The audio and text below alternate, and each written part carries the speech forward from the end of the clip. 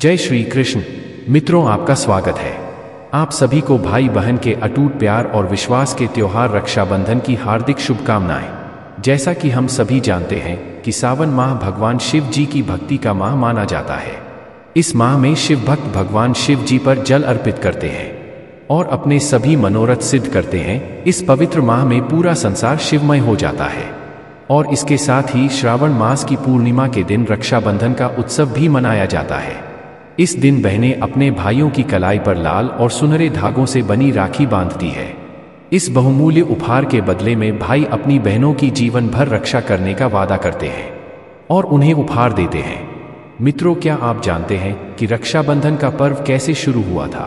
किस प्रकार एक भाई अपनी बहन को रक्षा का वचन देकर उसके लिए प्रतिबद्ध हो जाता है और जीवन भर निस्वार्थ भाव से अपनी बहन की रक्षा करता है। आज हम रक्षाबंधन की सबसे पौराणिक कथा सुने। मित्रों, अनादिकाल से ही देवताओं और राक्षसों के बीच स्वर्ग लोक को लेकर बहुत सारे युद्ध लड़े गए। दानव हमेशा इसी कोशिश में लगे रहते थे कि कैसे वे स्वर्ग लोक पर कब्जा कर सकें। इसके लिए वे कठोर तपस्या करते और विभिन्न प्रकार के यज्ञ अनुष्ठान करते थे और भगवान ब्रह्मा विष्णु महेश से वरदान पाकर देवताओं पर आक्रमण करते थे, जिसके बुरे परिणाम देवताओं को सहन करने पड़ते थे। मित्रों, एक बार राक्षस कुल में दानवों के राजा बलि का जन्म हुआ था। वह राजा विरोचन तथा देवा अंबा का पुत्र था और विष्णु भक्त प्रहलाद का पौत्र भी था। भक्त प्रहलाद ने अपने पौत्र के अंदर दयालुता और श्रद्धा भाव पैदा की और उसे दान धर्म का ज्ञान भी दिया। इस कारण राजा बलि बहुत दानवीर भी था। उसके द्वार पर जो भी कोई कुछ मांगने आता था वह उन्हें खाली हाथ वापस नहीं लौट आता था। बलि ने आगे चलकर अपने दादा प्रहलाद की असुरों वाली गद्दी संभाली।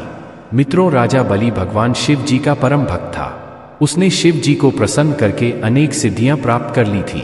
फिर एक दिन दानव राज बलि के मन में सारे संसार पर राज करने की इच्छा जागृत हुई। इसीलिए उसने पूरे 100 यज्ञ करना आरंभ कर दिया। राजा बलि की इस इच्छा का भान देवराज इंद्र को हो गया। वे चिंतित हो उठे। इंद्र ने सोचा उसकी संसार के साथ साथ स्वर्ग पर राज करने की इच्छा को जानकर देवराज इंद्र मन ही मन घबराते हुए सोचने लगे कि अगर बलि के यज्ञ संपन्न हो जाए तो उसे त्रिलोक में परास्त करना सभी देवताओं को संभव ही नहीं हो पाएगा। यह सोचकर देवराज इंद्र का सिंहासन डोलने लगा। इस समाचार से आहत होकर घबराते हुए देवराज इंद्र भगवान श्री हरि के शरण में चले गए और उनसे प्रार्थना करते हैं और कहते हैं, हे प्रभु, त्राहिमाम त्राहिमाम, रक्षा कीजिए। प्रभु, अब स्वर्ग पर एक बड़ी भयंकर विपत्ति आने वाली है। इंद्र के इस प्रकार विनती करने पर भगवान विष्णु कहते हैं, हे देवराज, क्या हुआ? आप इतना चिंतित क्यों हैं? तब इंद्रदेव कहते हैं, हे प्रभु, दानव राज बलि सारे संसार को वश में करने के उद्देश्य से भगवान शिव की आराधना कर रहा है। उसने विश्व विजयी होने के लिए 100 यज्ञों का अनुष्ठान शुरू किया है। यदि वह इस प्रतिज्ञा को पूर्ण कर लेता है तो वह स्वर्ग पर राज करेगा। हे प्रभु, अब आप ही हमारी रक्षा कर सकते हैं। इंद्रदेव के विनती करने पर भगवान विष्णु जी वामन अवतार लेते हैं और ब्राह्मण वेश धारण करके राजा बलि के यहाँ भिक्षा मांगने पहुंच गए। राजा बलि ने कहा, हे ब्राह्मण देव, आप हमारे द्वार पर पधारे हैं। देव, आपका स्वागत है। कहीं मैं आपकी किस प्रकार से सहायता कर सकता हूँ? तभी ब्रह्मांड रूप धारण किए हुए श्री हरि विष्णु ने राजा बलि से भिक्षा में 3 पग भूमि मांग ली। राजा बलि अपने वचन पर अडिग रहते हुए भगवान श्री विष्णु को 3 पग भूमि दान में दे दिया। भिक्षा मिलते ही श्री हरि विष्णु ने अपना विराट रूप धारण किया और वामन रूप में भगवान ने एक पग में स्वर्ग और दूसरे पग में पृथ्वी को नाप लिया। अभी तीसरा पैर रखना शेष की था। यह देखकर राजा बलि के सामने संकट उत्पन्न हो गया। इसे में राजा बलि ने सोचा, यदि वह अपना वचन नहीं पूरा कर पाएंगे तो अधम हो जाएगा और उनका वचन भंग हो जाएगा। आखिरकार राजा बलि ने अपना सिर भगवान के आगे कर दिया और कहा कि ब्राह्मण देव, कृपया आप अपना तीसरा पग मेरे शीश पर रखें, जिससे मैं अपना वचन पूरा कर सकूं। वामन भगवान ने ठीक वैसा ही किया। श्री हरि विष्णु के पैर रखते ही राजा बलि पर लोग पहुंच गए। राजा बलि की दानशीलता और वचन का पालन करने पर भगवान विष्णु राजा बलि से अत्यंत प्रसन्न हुए और दैत्यराज बलि से कहा, हे दैत्यराज, मैं तुम्हारी दानशीलता से बहुत प्रसन्न हुआ। इसके बदले में तुम मुझसे कोई एक वरदान मांग सकते हो। तभी राजा बलि ने भगवान विष्णु से कहा, हे प्रभु, मेरी एक ही इच्छा है। आप प्रतिदिन मेरे साथ रहकर मेरी और मेरे पाताल लोक की रक्षा करें। मित्रों, भगवान श्री हरि विष्णु को अपना वचन का पालन करते हुए वैकुंठ लोक को छोड़कर राजा बलि का द्वारपाल बनना पड़ा। यह सब देखकर माता लक्ष्मी चिंतित हो गई और इस समस्या के समाधान के लिए वे भगवान भोलेनाथ के पास कैलाश पर्वत पर पहुंच जाती है। माता लक्ष्मी को कैलाश पर्वत पर देख भगवान शिव जी ने कहा, क्या हुआ देवी, आप इतना चिंतित क्यों हैं? कहिए कैलाश पर किस प्रयोजन से आना हुआ? तभी माता लक्ष्मी कहती हैं, देवों के देव महादेव, आपको मेरा सादर प्रणाम प्रभु। आज मैं आपके पास एक विचित्र समस्या का समाधान करने के उद्देश्य से आई हूँ। आप तो त्रिकालदर्शी है। देवराज इंद्र के कहे अनुसार मेरे स्वामी भगवान श्रीहरि ने दैत्यराज बलि को पाताल में भेज दिया था, अपितु पहले के न्याय और त्याग से प्रसन्न होकर श्रीहरि ने बलि को वरदान दिया था। अब उसी वरदान के कारण श्रीहरि को पाताल लोक में द्वारपाल बनना पड़ा है।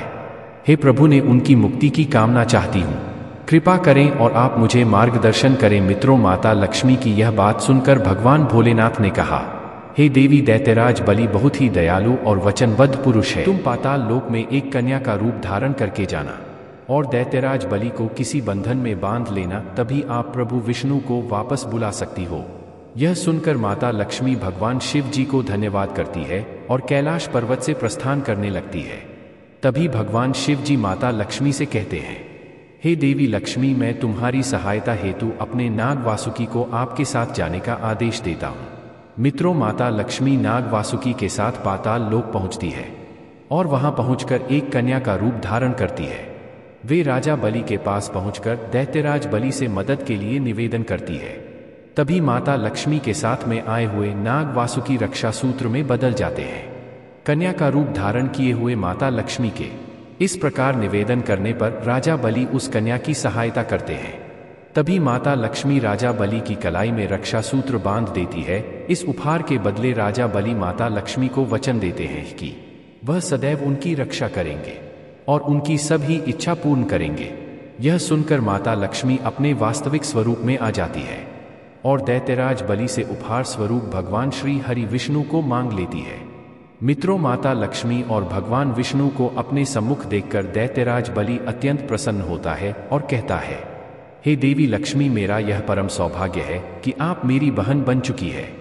आज से जो भी स्त्री किसी भी पुरुष को रक्षा सूत्र बांधकर मन से भाई मानकर अपनी रक्षा का वचन देगी, तो वह भाई बहन की रक्षा करने के लिए बंधन में बंध जाएगा और वासुकी नाग रूपी रक्षा सूत्र हमेशा भाई की कलाई पर बांधने से भाई की भी सारी टल जाएगी। मित्रों, जिस दिन माता लक्ष्मी ने दैत्यराज बलि को रक्षा सूत्र बांधा था, उस दिन श्रावण मास की पूर्णिमा थी। उस दिन से ही रक्षाबंधन का पर्व मनाया जाने लगा। प्रिय मित्रों, अब हम आपके लिए भाई बहन के पवित्र त्योहार रक्षाबंधन की एक बहुत सुंदर कहानी लेकर आए हैं। एक समय की बात है, किसी नगर में एक साहूकार के 3 बेटे और 3 बहनें रहते थे। उस साहूकार की सबसे छोटी बहू बहुत सुशील और संस्कारी थी। साथ ही वह भगवान श्री कृष्ण की अनन्य भक्त थी।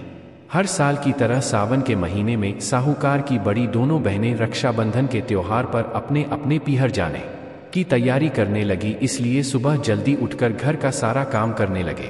तब यह उनका विचित्र व्यवहार देख छोटी बहू ने पूछा, क्या बात है, आज आप इतनी जल्दी जल्दी काम क्यों कर रही हो? तो उसकी जेठानी ने उसके मुंह पर ताना मारते हुए कहा, अरे कल रक्षाबंधन का त्योहार है ना, इसी कारण से हम सभी को अपने अपने भाई को राखी बांधने अपने पीहर जाना है।